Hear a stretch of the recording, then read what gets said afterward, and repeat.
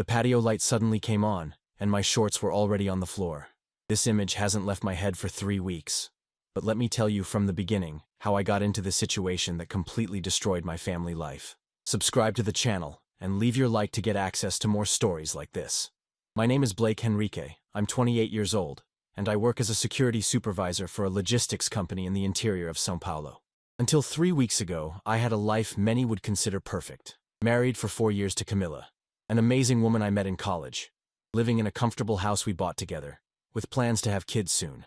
I'd always considered myself an ordinary guy, hardworking, dedicated to my family, someone who followed social rules without much questioning. My routine was predictable and gave me security. I'd wake up at 6 in the morning, drink my black coffee while reading the news on my phone, leave for work at 7:30, and get back home around 6 in the evening. On weekends, I liked to barbecue in the backyard, watch soccer with friends, and spend quality time with Camilla. It was a simple life, but I was content with it.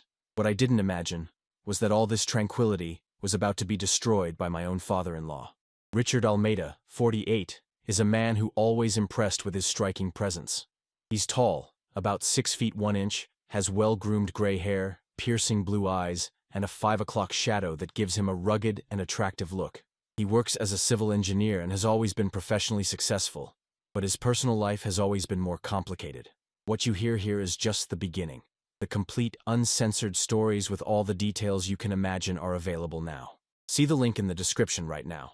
Richard divorced Camilla's mother 2 years ago, after almost 20 years of marriage. The divorce was quite turbulent, with complicated financial issues and a lot of emotional wear and tear. Since then, he started coming to our house more regularly, especially on weekends. Camilla was worried about her dad. She thought he was going through a difficult phase of depression and loneliness. She'd always been very close to him, so naturally she wanted to help.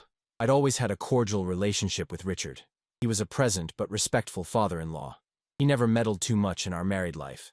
We talked about work, sports, politics sometimes. He had a strong, opinionated personality, but also knew how to listen. Over time, I noticed that he had a particular way of looking at people, as if he was always analyzing, trying to understand something deeper. I found that interesting, but I never gave it much thought. If you had asked me back then if I suspected anything different about myself, I would have said no. I'd always dated women, always felt attracted to the female sex. Of course, I wasn't blind to male beauty. I could recognize when a man was handsome or attractive, but it never went beyond a casual aesthetic observation. At least, that's what I believed about myself. From September of last year, Richard started spending more time at our house. Not just on weekends, but during the week too. He claimed he had some problems with his apartment, plumbing issues, then it was the air conditioning. Always something that justified him sleeping in our guest room. Camilla was happy to help her dad, and I didn't see any problem with it. After all, family is family, and he'd always been a good father to her. During those months, our coexistence naturally intensified. Richard woke up early like me, so we started having coffee together in the morning. He had interesting stories to tell about the engineering projects he was developing, and I shared the unusual situations that happened in my security job. We discovered that we had similar tastes in many things. We liked the same action movies, rooted for rival teams, but respected each other's passion, and both appreciated a good cold beer at the end of the day. On weekends, when Camilla went out to meet her friends or do her personal activities, Richard and I ended up spending more time together. We'd watch games on TV. He'd help me with some home repairs I'd been putting off, and I'd help him with some bureaucratic divorce issues he was still sorting out. He was pleasant company, and I started to understand why Camilla had so much affection for her dad. Richard had a unique way of making me feel important. He listened to my opinions attentively, asked for my advice on professional situations, and always showed genuine interest in the things I talked about. This was something I didn't experience very often. At work, I was just another supervisor among many, and even with Camilla, as much as we loved each other, sometimes I felt our conversations got stuck in domestic routines. What subtly started to bother me was realizing that I was waiting for the moments when I'd be alone with Richard. When he wasn't home, I felt a kind of emptiness, as if something was missing. I attributed this to getting used to his company, but deep down, I knew there was something more complex going on. In December, the situation became more intense. Richard finally resolved his apartment issues, but he continued to spend many nights at our house. He said he liked the family environment, that it helped him feel less lonely. Camilla completely agreed, and I had no arguments to disagree. In fact, I didn't want him to leave either. It was during this period that I started to notice strange things about myself. When Richard left the house for work or to sort something out, I'd get anxious waiting for him to come back.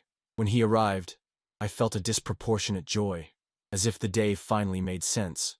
During conversations, I'd catch myself observing the details of his face, the way he gestured when explaining something, the deep timbre of his voice when he laughed at my jokes. One night, I dreamt about Richard in a way that left me extremely disturbed. In the dream, we were alone in the house, and there was a tension in the air I couldn't identify. He approached me differently, more intimately, and I didn't resist. I woke up in a cold sweat, heart pounding, and a huge sense of guilt. I spent the entire day trying to forget that dream, but it kept coming back to my mind. After that dream, I started to feel more tense in Richard's presence. I tried to keep a physical distance, avoided being alone with him for too long, and when that happened, I'd get nervous, talking too much or staying silent in a strange way. He noticed my change in behavior but didn't comment. He just watched me with that analytical gaze I knew well. Camilla also started to notice I was acting strange. She'd ask if everything was okay, if I was having any problems at work, or if I was worried about anything. I always replied that everything was normal, that it was just tiredness or work stress. But the truth was, I was completely lost, trying to understand what was happening to me. In January, the situation became even more complicated. Camilla started planning a party for my 29th birthday, which would be in February. She wanted to do something special, invite all our friends and family, prepare a memorable celebration. Richard offered to help with the organization, and his excitement about the party made me even more confused about my own feelings. During the weeks leading up to the party, Richard and I spent even more time together. We'd go buy drinks, choose the music, arrange the space in the house. In those moments, the tension between us seemed palpable. There were glances that lasted longer than they should, physical proximity that made me nervous, conversations that seemed to have an undertone I couldn't fully decipher.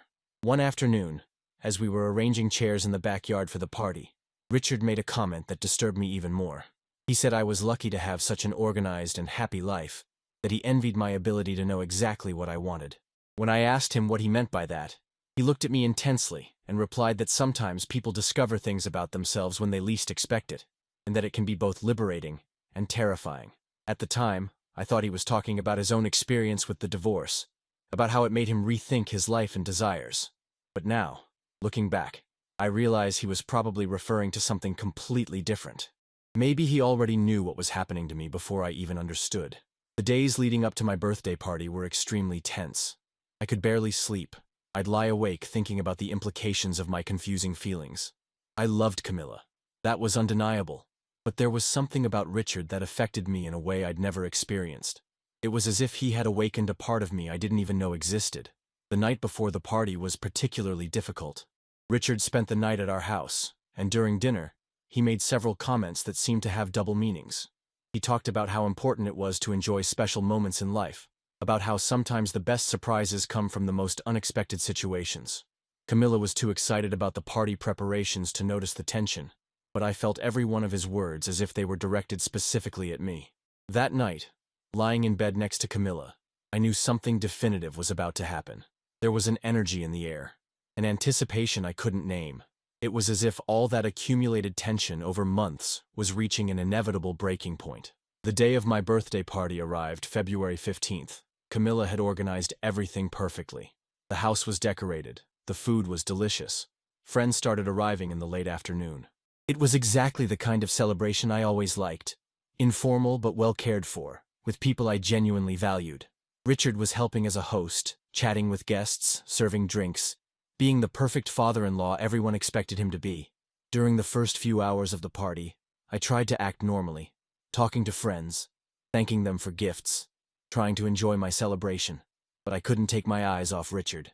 I watched the way he laughed at my friends' jokes, how he moved naturally around the house, how he occasionally looked at me across the room with that smile I knew so well. Around 10 o'clock at night, after a few beers and shots of whiskey that friends brought, I started to feel more relaxed, but also more vulnerable. The alcohol was lowering my defenses, and the feelings I had been trying to repress for months began to become more evident, at least to myself. It was at that moment, when I was feeling tired and slightly tipsy, that I decided to retreat to the guest room to rest for a bit. The party was still lively in the living room and backyard. Camilla was having fun with her friends, and I thought no one would notice my absence for a few minutes. I just wanted a moment of silence to collect my thoughts and try to control the confusion I was feeling. The guest room was a familiar environment to me during all those months Richard stayed at our house. It was a simple but cozy space, with a double bed, a small closet, and an armchair where I sometimes sat to read. There was something about that room that always reassured me, perhaps because it was where Richard slept, and subconsciously I associated the environment with his presence.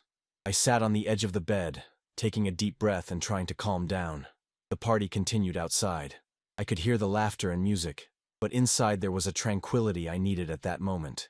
That's when I heard footsteps in the hallway and realized someone was approaching the room. The door opened slowly, and Richard entered the room, closing it silently behind him. My heart immediately pounded.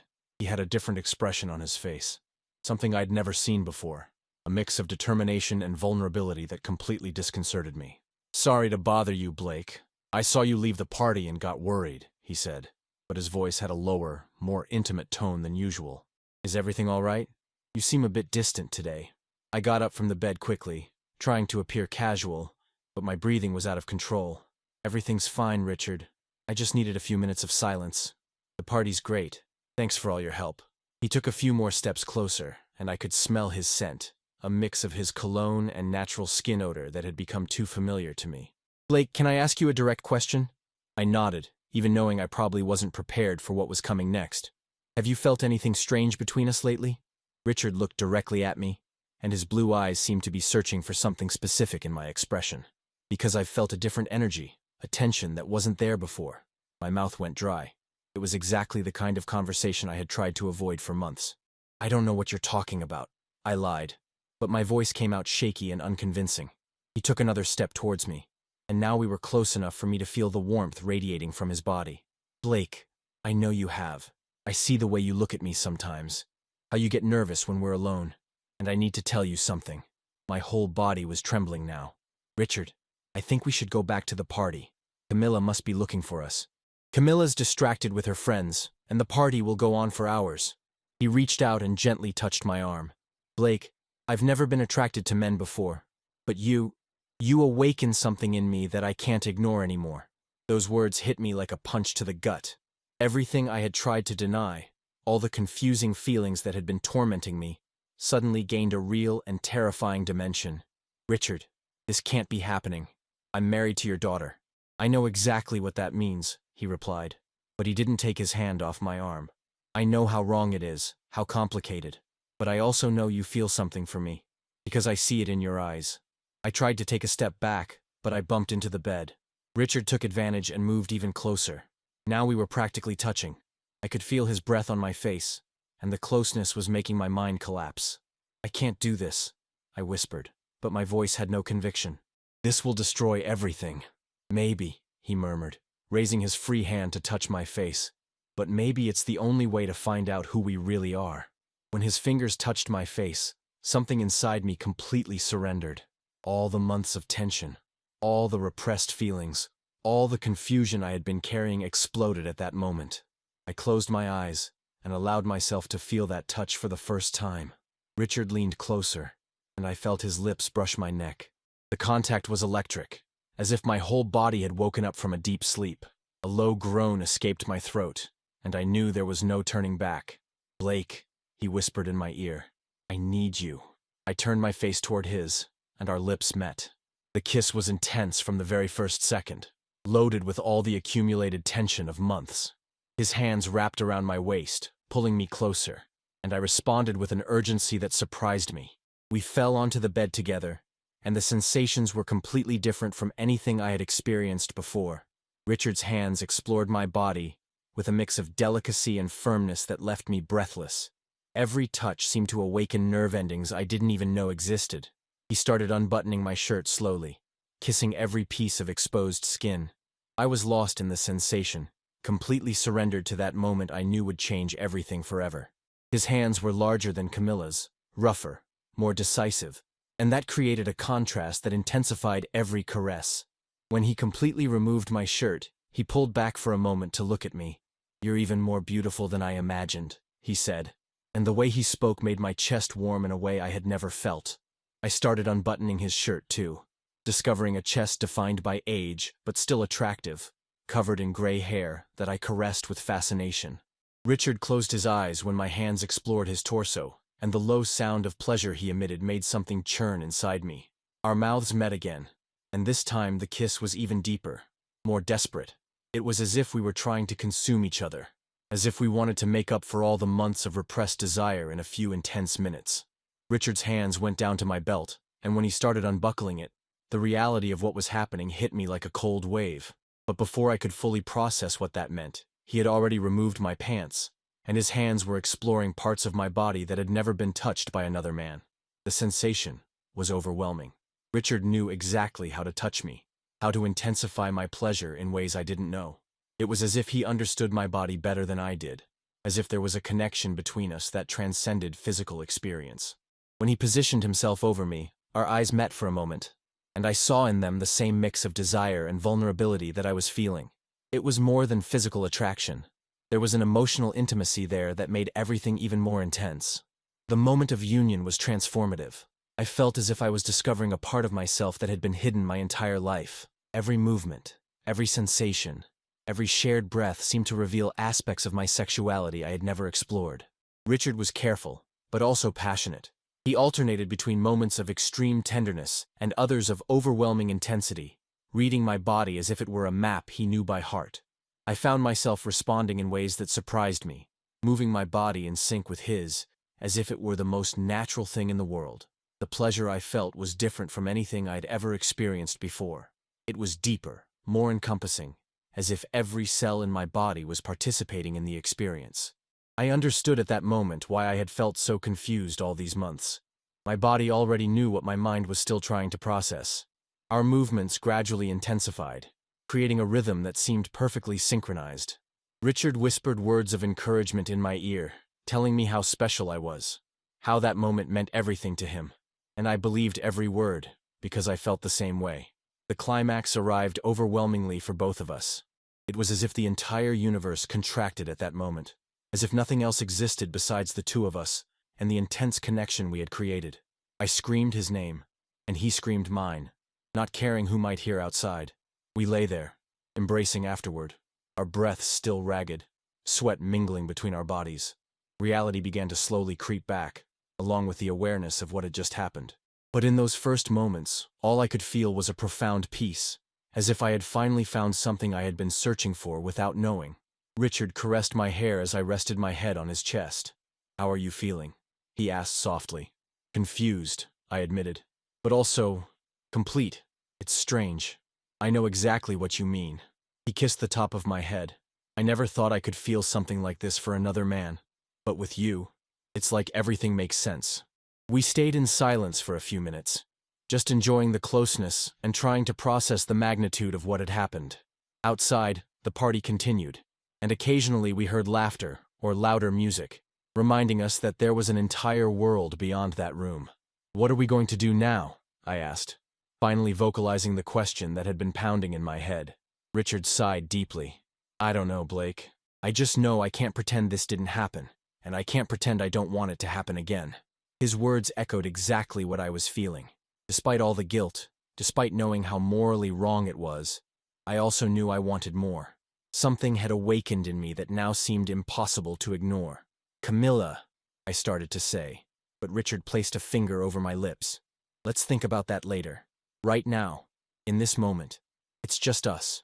He looked into my eyes with an intensity that made me temporarily forget all the complications. "Do you regret it?" I honestly considered the question. Despite all the confusion, despite knowing that our family life would never be the same, despite all the consequences that might come, I knew the answer. "No," I whispered. "I don't regret it." He smiled and kissed me again, a soft kiss full of promises. In that moment, embracing the man who had completely changed my perception of myself, I knew my life had taken a completely new direction, for better or worse. After that transformative moment, we embraced for a few more minutes, but reality slowly started to set in. The party music still echoed through the house, and I knew our absence would be noticed if we stayed in the room much longer. Richard also seemed to be coming to the same conclusion, because he pulled away slightly and started looking for his clothes on the floor. "We need to go back," he said, but his voice carried obvious reluctance. "Camilla will start wondering where we are." I nodded, even feeling a tightening in my chest at the thought of facing my wife after what had just happened. I quickly got dressed, trying to straighten up my appearance so nothing would give away what had occurred. Richard did the same, but before we left, he held my hand for a moment. "Blake, I need you to know this wasn't casual for me. It wasn't just a moment of weakness or curiosity." His blue eyes stared at me with a seriousness that made me feel vulnerable. "I feel something real for you." I swallowed hard, trying to process the intensity of that declaration. "Richard, but the situation is very complicated. I don't know how to deal with all this." "I understand. Let's take it slow. No pressure. But I want you to know I'm here, that this isn't just going to disappear." He squeezed my hand before letting go. "Now, let's go back to your party." We left the room separately, a few minutes apart. When I returned to the party, I tried to act normally, talking to friends, thanking them for the gifts. But my mind was completely divided. It was as if there was a Blake participating in the party, and another one reliving every second of what had happened in the room. Camilla approached me with a radiant smile. "Honey, where were you? I looked everywhere for you." "I was in the bathroom, and then went to get more ice in the kitchen," I lied with a shocking ease. "The party's amazing. Thanks for organizing all of this." She kissed me on the cheek, and I felt such an intense pang of guilt that it almost made me tremble. There was the woman I loved, who had organized a perfect party for me, and I had just betrayed her in the most unthinkable way possible, with her own father. The rest of the party passed in a blur. I tried to participate in conversations, laugh at jokes, thank people for gifts, but my attention was constantly divided. Every time Richard appeared in my field of vision, my pulse quickened. Occasionally, our eyes met across the room, and there was a complicity there that was both thrilling and terrifying. Around midnight, guests started leaving. I helped Camilla and Richard clean up the house, all working together like a normal family, but I felt like I was playing a role. Every casual gesture from Richard, every time he passed close to me to put something away, sent waves of electricity through my body. When it was finally just us, Camilla, Richard, and me, the tension in the air was palpable, at least for me. Camilla was tired but happy, commenting on how successful the party had been, how much fun our friends had. Richard agreed with her, but I noticed he was watching me discreetly. "Dad, are you sleeping here tonight?" Camilla asked while putting away the last dishes in the kitchen. "If it's not an inconvenience," he replied. "Tomorrow's Saturday, and I can help you finish organizing the house." "Of course you can stay. You know you're always welcome here." She turned to me. "Blake, you don't mind, do you?" What could I say? That I minded immensely, but for all the wrong reasons. "Of course, it's no problem," I replied, trying to sound casual. That night, lying in bed next to Camilla, I couldn't stop thinking about what had happened. She fell asleep quickly, tired from the party, but I stayed awake for hours, reliving every moment, every sensation, every word exchanged with Richard. It was as if my body was still vibrating with the energy of that encounter. The next morning, I woke up to Camilla gently kissing me. "Good morning, late birthday boy," she whispered. "How are you feeling?" "Good," I lied again, still processing everything that happened yesterday. If only she knew how true those words were. We got up and went for coffee. Richard was already in the kitchen, making coffee as had become his custom. He greeted me normally, but when Camilla stepped out to get the newspaper from the porch, he looked at me in a way that made my stomach churn. "How did you sleep?" he asked, and there were layers of meaning in that simple question. "Thoughtful," I answered honestly. He nodded, as if he understood perfectly. Sometimes the best experiences leave us like that. Camilla came back with the newspaper and started talking about weekend plans. She wanted to take advantage of Richard being home for us to do something together, maybe lunch at a restaurant in town, or a walk in the park. It was exactly the kind of family outing I used to enjoy, but now the idea made me nervous.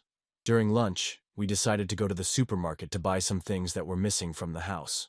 Camilla had a huge list, as always, and suggested that Richard and I go together while she stayed home organizing some things. "You two get along so well," she commented with a smile. "It's nice to see how my husband and my dad have become friends." If only she knew how friendly we had become. In the car, on the way to the supermarket, we were silent for a few minutes. It was the first time we had been completely alone since what happened in the room, and the tension was almost unbearable. "Blake," Richard finally spoke, "we need to talk about yesterday." "I know," I replied, keeping my eyes on the road. but I don't really know what to say. Let's go slow then. How are you feeling today? About what happened? I thought carefully before answering. Confused, guilty, but also, I can't stop thinking about what happened, and that scares me. Richard reached out and briefly touched my thigh. Even through my pants, that simple touch sent an electric current through my body. I understand perfectly. I'm feeling the same thing. We arrived at the supermarket and tried to act normally, following Camilla's list, talking about mundane things. But there was an underlying current of sexual tension that made every interaction loaded with meaning. When our hands accidentally brushed while grabbing the same product, when he leaned over to grab something on a high shelf and I caught his scent, when our bodies brushed in the narrow aisle, every moment was electrified. On the way home, Richard suggested we stop at a gas station. I need to buy cigarettes, he said, although I knew he didn't smoke regularly. We stopped at a somewhat isolated gas station on the road, and when he returned from the cashier, instead of getting in the car, he headed to an area with tables and benches at the back of the station, near a small grove of trees. I followed him, intrigued. Richard, what are we doing here? He turned to me, and the expression on his face was pure desire. I've tried to control myself all morning, Blake, but being near you, pretending nothing happened, it's driving me crazy. Before I could respond, he leaned in and kissed me intensely. This time there was no hesitation on my part. I returned the kiss with the same urgency, all attempts to act normally throughout the morning instantly crumbling. We moved to a more secluded area, protected by the trees. Richard pressed me against a large tree, and his hands began to explore my body through my clothes. The situation was risky. We were in a public, though isolated place, but that only intensified the excitement. I can't stop thinking about you, he whispered in my ear as his hands unbuttoned my shirt. About how you felt yesterday, about how you responded to my touch. I groaned softly, lost in the sensations he was awakening. It was incredible how quickly my body responded to him, as if they had developed their own language during that night in the room. Richard knelt before me, and when he started unbuttoning my pants, I knew there was no turning back. What happened next was even more intense than the night before. Perhaps it was the danger of being discovered. Perhaps it was the daylight making everything more real. But every touch, every caress seemed amplified. When he took me with his mouth, I had to brace myself against the tree to keep from falling. The sensations were overwhelming, completely different from any experience I had ever had. Richard knew exactly how to pleasure me, alternating between soft and more intense movements, perfectly reading my body's reactions. It didn't take long for me to reach climax, and it was so intense that I had to bite my own hand to keep from screaming. Richard stood up and kissed me deeply, and I could taste myself on his lips, which was strangely exciting. Now it's my turn, I whispered, still breathless. We switched positions, and for the first time in my life, I experienced pleasuring another man in that way. It was a completely new sensation. The texture, the taste, his reaction to my movements. Richard placed his hand in my hair, gently guiding me, whispering words of encouragement that spurred me on. When he reached climax, I felt a deep satisfaction, as if I had discovered a new form of human connection. We embraced for a few minutes, still breathless, trying to return to reality. We need to go back, he finally said, but his voice carried the same reluctance as the night before. We quickly got dressed and returned to the car. The ride home was silent, but it was a silence filled with complicity. Occasionally, our eyes met in the rearview mirror, and there were unspoken promises in those glances. Camilla greeted us at home with a smile. You two took your time. I thought you got lost at the supermarket. We stopped for coffee, Richard lied easily, and ended up chatting about work. The rest of the weekend passed in a constant state of tension. Richard stayed at our house on Saturday night too, and all night long I lay awake knowing he was just a few feet away. On Sunday morning, when Camilla left to meet her sister for brunch, Richard and I finally had the opportunity to be alone at home again. This time, there was no hesitation. As soon as the door closed behind Camilla, Richard pressed me against the living room wall and kissed me with a hunger that perfectly mirrored what I was feeling. We made love right there, in the living room of our house, on the couch where Camilla and I watched television every night. It was different from the other times. More urgent, more desperate, as if we were trying to quench a thirst that seemed insatiable. Richard took me in a more intense, more possessive way, and I surrendered completely to him, lost in sensations that seemed to redefine my understanding of pleasure and intimacy. Afterward, lying naked on the couch, he caressed my chest as we talked softly. Blake, "I need to tell you something important," he began, and something in his tone alerted me. "I've never felt this for anyone before. Not for a man, not for a woman. What I feel for you is unique." Those words touched me deeply, but they also scared me. "Richard, I also feel something very intense. But the situation is impossible. How can we continue with this?" "I don't know," he admitted. "I just know I can't imagine going back to pretending nothing exists between us. I can't imagine not touching you anymore, not kissing you anymore." We were silent for a moment, both lost in the complexity of the situation.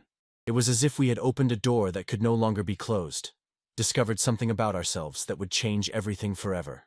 "What if Camilla finds out?" I asked, vocalizing the fear that was constantly present in my mind. Richard sighed deeply. "That's the hardest part of all this. I love my daughter, Blake.